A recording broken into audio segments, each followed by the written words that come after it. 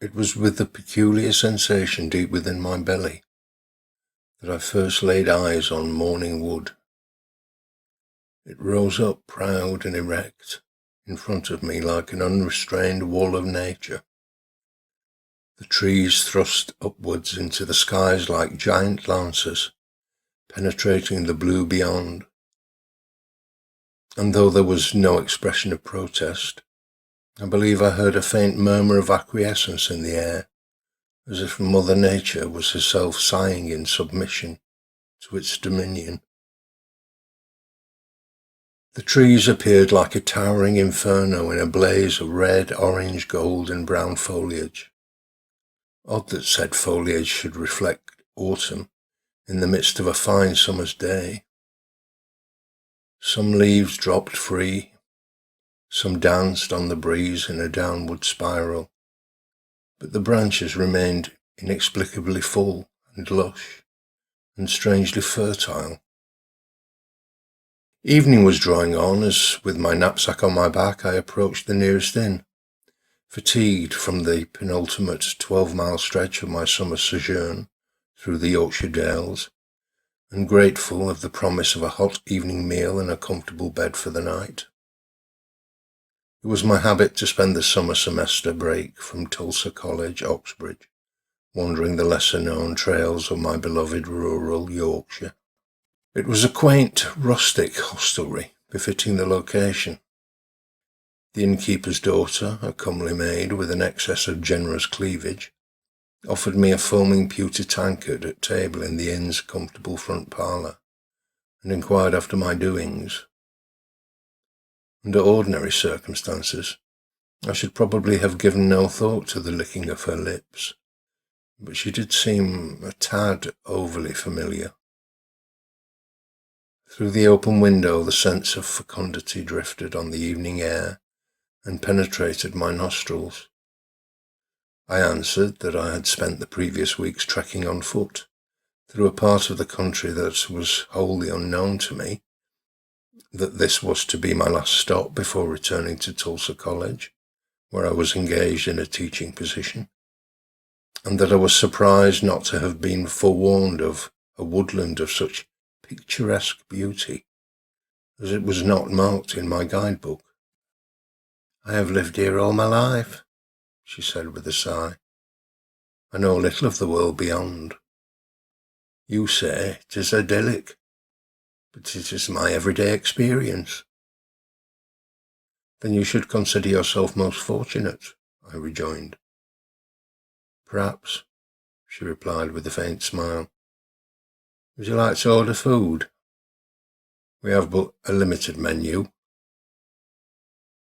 I ordered, but unwilling to let her dismiss my observation, I continued, "There is something of enchantment nearby, of supernatural enchantment, the wood. It is quite extraordinary."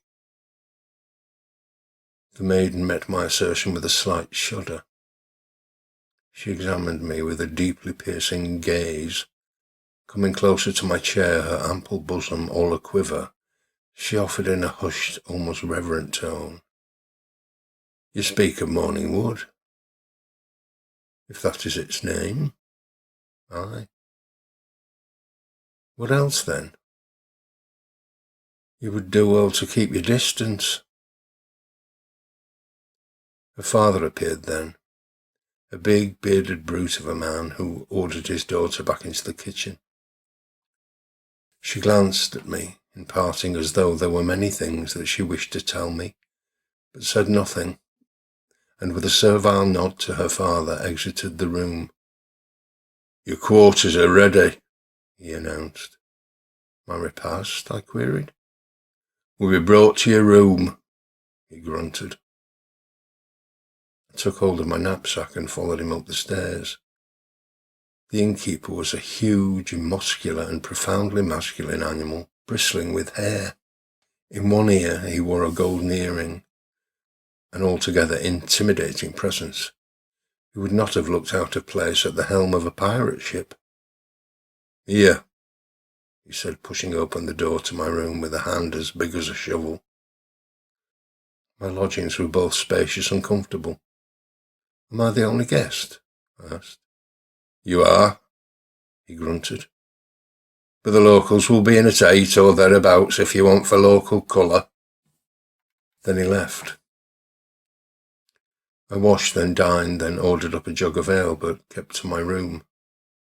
The bed would prove to be exceedingly comfortable and provide welcome respite. I realised then that I had been pushing myself hard and was indeed a day ahead of my schedule, as I luxuriated between the crisp cotton sheets before sleeping soundly throughout the night. The next morning was a Saturday, and feeling invigorated and at liberty, instead of journeying back to town, I reserved the room for a second night and spent the morning wandering about the locale and venturing into the nearby village in the afternoon, where I was to be viewed with a certain curiosity by the inhabitants. I was equally curious of them, for it felt as though I had stepped back in time. Their manners, their language, and even their dress struck me as somewhat anachronistic, though perhaps, given the isolated rural location, it was only to be expected. I appeared to have chanced upon a feast day.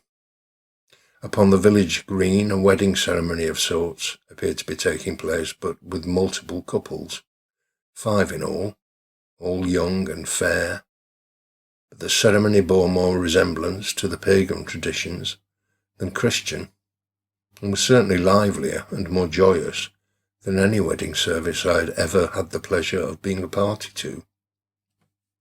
It took the form of a hand-fasting, the binding of hands by a rainbow of coloured cords to symbolise a sacred bond, and with it, the exchange of vows.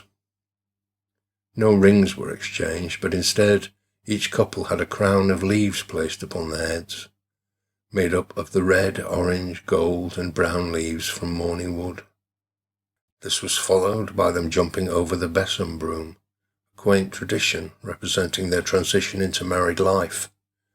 Throughout the jubilations, much laughter and merriment rang out. Feeling I had intruded long enough, I withdrew from the company and, as the weather was so glorious, thought I would take a dip in a clear crystal pool that I had come across earlier that day. I stripped off my clothes beside it and swam for a while in its cool, refreshing waters, before lying upon a large rock to dry myself in the shimmering sunlight, the air perfumed by wild lavender. My thoughts drifted to Oxbridge, the city of dreaming spires, and Tulsa College, to which I was soon to return. I woke with a start, not knowing how long I had been so exposed, but the sun had waned and the air, though still warm, was cooler now. I hurried to dress, but found to my immense consternation that my clothes had vanished. I searched and searched, but they were nowhere to be found. But how could it be? And what was I to do?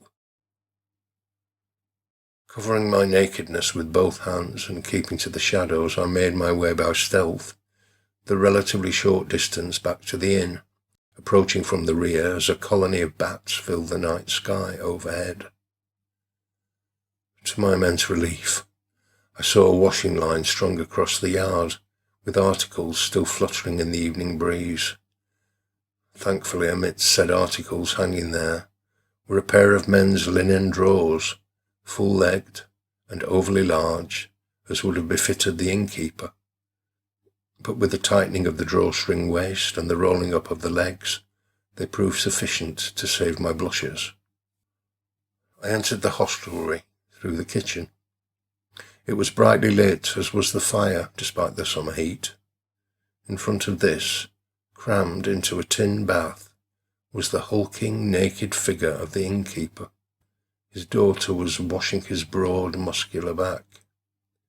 Upon seeing me, he threw back his head and roared with laughter. "I went for a swim and my clothes were stolen," I protested. "It will be the fairies," he rejoined. "The fairies?" "Aye, the fairies of Mourning Wood. They have their eyes on you.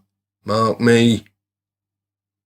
His daughter looked upon me approvingly. The innkeeper began to rise from the tub. I averted my eyes. I saw the innkeeper's cat then, toying malevolently with a live mouse on the slate floor. Outraged at the innkeeper's churlish behaviour, I stomped up to my room, intent on dressing in my second set of clothes, before continuing on my journey forthwith, but found my knapsack had been ransacked. My clothing gone, such contents as were left were scattered on the floor. It was then that I heard the laughter and the singing from outside. I looked out of the bedroom window and saw a torchlit parade of locals in various states of undress heading up the hill towards the wood. The great cloud of bats I'd seen earlier flew above their heads, blackening the night sky. I ran down the stairs, exiting through the front door, and followed in their wake. I had no intentions of being held a naked hostage, and would reclaim my clothes at any price. Indignation drove me on in the adventure as I followed on the trail of the torchlit procession. I climbed the hill slowly.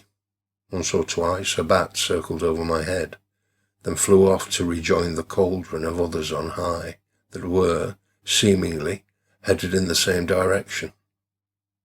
I followed the winding trail, and the sound of merriment died away as the party entered into the forested enclave, smothered by the dense foliage, reduced to a whispering chorus amongst the branches. I hesitated briefly on the threshold of the woodland and listened acutely. The primitive fragrances of soil and rotting leaves rose up to fill my lungs. Impenetrable darkness confronted me. Only the desire to reclaim my attire drove me to venture forward through the trees. I followed the torchlight into the heart of the grove, and at length came to a comparatively open space, where the trees made way for a bonfire and gave further space to the evening's event. An inner circle formed by the 5 couples who had wed on the village green held hands and danced in wild abandon around the fire, whilst the outer circle looked on with beaming smiles. I ducked down behind a moss-covered boulder to observe proceedings. I was thus permitted to become a spectator to the unfolding events. It was then that, to my utter incredulity, I saw that the bats that now swooped low were not bats at all, but fairies. It was as if they had switched on an inner light and were revealed in a rainbow of colours, all aglow and quite beauteous to behold. "Come drink the wine," cried the master of ceremonies. "Go forth and multiply."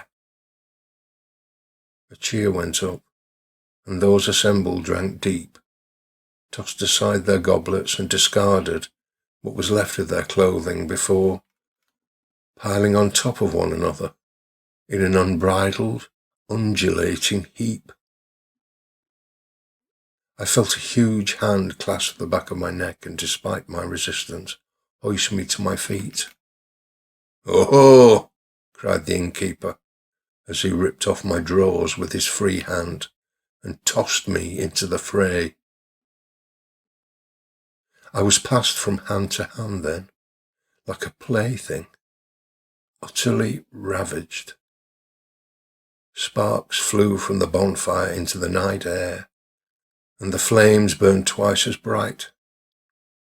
Above our heads the luminous wings of the fairy host glimmered and glowed, and the tinkling laughter urged us on. At length I was discarded like a broken toy on the damp earth as the orgy raged on. And in that moment I knew that whilst I was only 24 hours from Tulsa, I would never go home again.